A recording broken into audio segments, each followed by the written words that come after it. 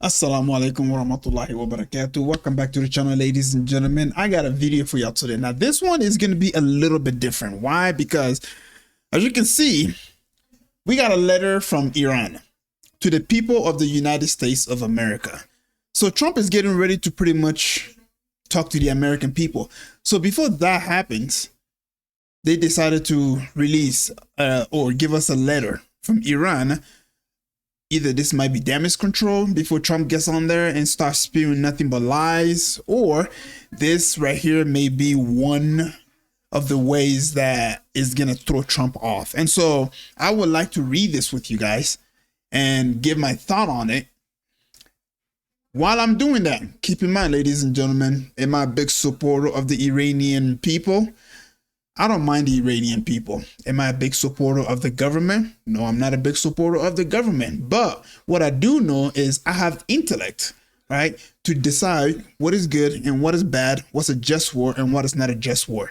And based off of what I've seen and what I'm hearing, what America is doing to the people of Iran is unjust. You have a bunch of Pahlavi supporters here in America who are encouraging the United States of America to send their children to pretty much go die for the state of Israel. Now, a lot of people think that, oh, America got into this because it's trying to protect, I don't know, because Iran is a threat to America. We have all unanimously agreed that is a lie. And the reason we know that is because Joe Kent, who was in the highest position when it comes to the T's, all over the world, he would know better than anybody. And he came out directly and told us that Iran was no way a threat to the nation.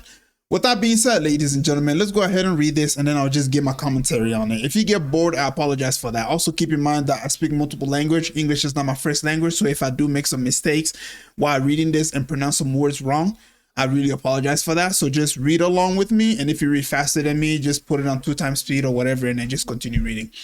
So, in the name of Allah, in the name of God, the compassionate and merciful, to the people of the United States of America, and to all those who, amid a flood of distortion and manufactured narrative, continue to seek the truth and aspire to a better life. Look at that. I'm already one in, and look how much I'm stuttering already. I apologize. Iran, by this very name, character, and identity, is one of the oldest continuous civilization in human history. Despite its historical and geographical advantage at various times, Iran has never in modern history chose the path of aggression, expansion, colonialism, or domination. Even after enduring occupation, invasion, and sustained pressure from global power, and despite possessing military superiority over many of its neighbors, Iran has never initiated a war. Yet, it has resulted and bravely repelled those who have attacked it. The Iranian people harbor no enmity toward other nations, including the people of America, Europe, or neighboring country. Even in the face of repeated foreign intervention and pressure throughout the proud history, Iran have constantly drawn a clear distinction between government and the people they govern. This is a deeply rooted principle in Iran culture and collective consciousness, not a temporary political stance. For this reason, portraying Iran as a threat is neither consistent with historical reality nor with present-day observable fact. Such principle is a product of political and economic whim of the powerful. The need to manufacture an enemy in order to justify pressure, maintain military dominance, sustain the arms industry, and control strategic market in such an environment. If a threat does not exist, it is invented.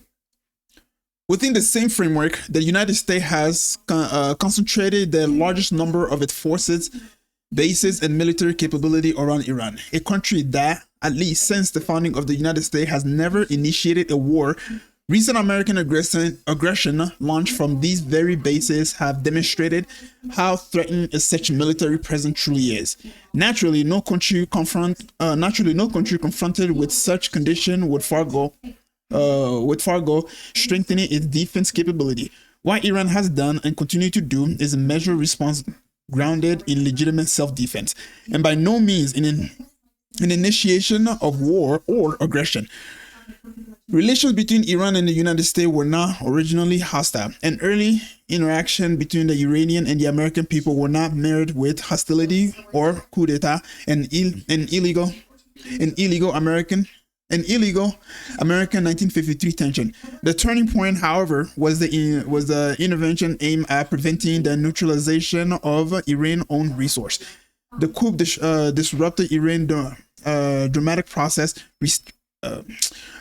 reinstated dictatorship, and sowed deep distrust among Iranian toward U.S. policies. This distrust deepened further with American support for the Shah regime, its backing of Saddam Hussein during imposed war of 1980, the imposition of the longest and most comprehensive sanction in modern the history.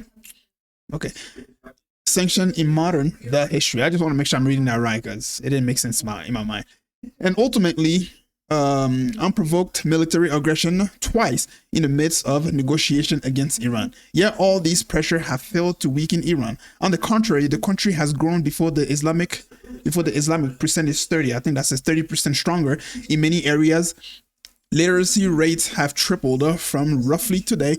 Higher education has expanded dramatically, significant 90% revolution. The percentage and the number is just, so 90% revolution to over advance have been achieved in modern technology. Healthcare service have improved, and infrastructure has developed at a pace and scale incomparable to the past. These are measurable, observable reality that stand independent of fabricated narrative. At the same time, the destructive and inhuman impact of sanction, war, and aggression on the lives of the resilient Iranian people must not be underestimated.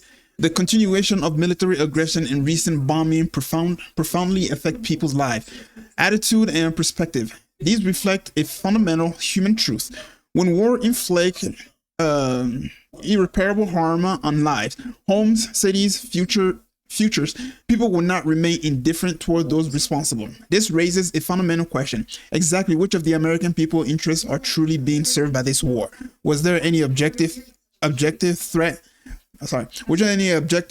from Iran to justify such behavior?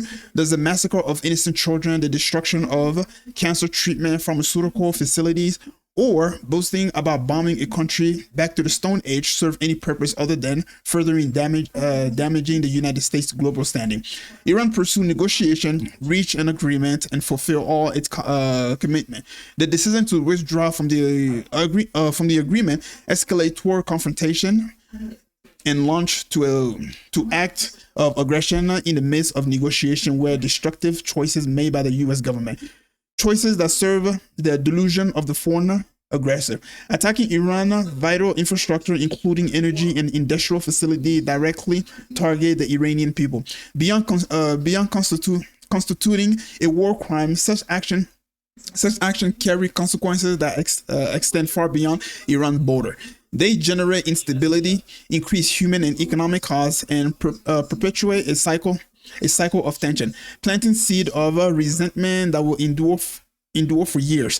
This is not a demonstration of strength. It is a sign of a strategic bewilderment and inability to achieve a sustainable solution. It is not also the case that America has entered this aggression as a proxy for Israel, influenced and manipulated by that regime. Is it not true that Israel, by manufacturing an Iranian threat, seek to divert global attention away from its crime toward the Palestinian? Is it not evidence that Israel now aims to fight Iran to the last American soldier and that the last American taxpayer dollar shifting? The burden of its delusion into Iran. The regime, the United States itself, in pursuing of intelligent, illegitimate interests.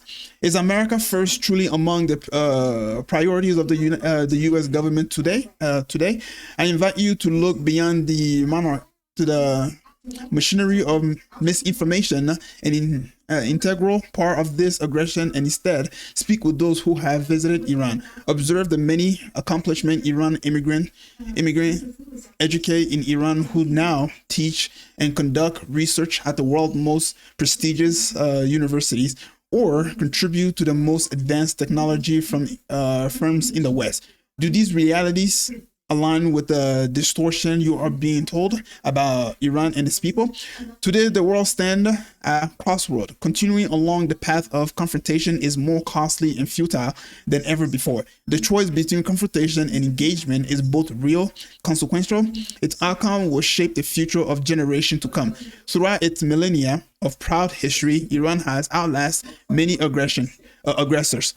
All that remain of them are tarnished name in history, while Iran endures resilient, dignified, and proud. So yeah, ladies and gentlemen, that was the letter that was sent to the United States of America, and everybody and anybody can read this. All you have to do is just go here, and if you don't know how to spell that, just put Iran, and it's pretty much the top trend, I would say. Okay. Let's go ahead and read the comment section here. This letter is calm, historical letter, appear to American self-interest, and read like it was written by a statesman. Putting next to a truth social post about bombing country back to the Stone Age. One side sound like a civilization, the other sound like a shit post. And then you got enemies of the enemies of humanity are not in Iran, they are in the Epstein file. So yeah, and then you got, yeah, she was pretty much telling you the crime that the Israelis, yeah, so this was, yeah, in Henry Job, literally 355 bullets was shot at her car while she was crying for her mom.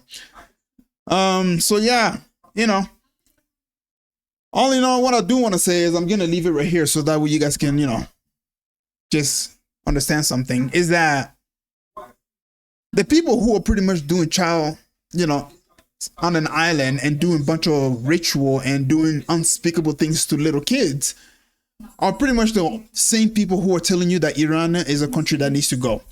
Now, if you have been paying attention to geopolitics in the past few years, you will understand that Israel has a goal of achieving greater Israel. And in order to achieve that, they pretty much have to get rid of Iran. Iran is like, Nick Fuentes kind of put it, you know, in a way that is best explained. But for me to just simplify it, Iran is pretty much fighting for the whole of humanity here. Because once Israel gets control of the Middle East, pretty much what they did to Gaza, they're going to do it to everybody and anybody who do not align with their ideology. And one thing that we understand is that when it comes to the Jewish religion, well, if you're not born of the Jews, you are pretty much considered a goyim. You're disposable. You're somebody that they don't need if you're not a slave that is gonna be fulfilling their purpose, I would say. And in fact, in your own book, it says, do away with it with the best of Gentiles. That's kind of what they believe, okay?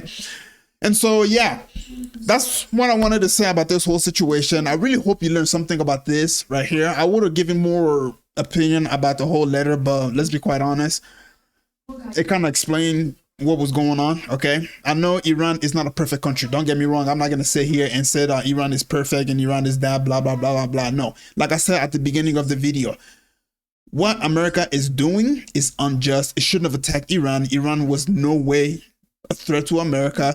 So clearly we understand that this attack was done on the behalf of the state of Israel, because Benjamin Netanyahu has admitted himself that he's been wanting this for decades and now he's finally got it. Other presidents in the past didn't have the balls or the cojones to do it. And now Donald Trump, you know, out of his pride and arrogance, he decided to, you know, attack one of the oldest civilizations in the Middle East. That's about what, 2,300, like 2,000 year old civilization.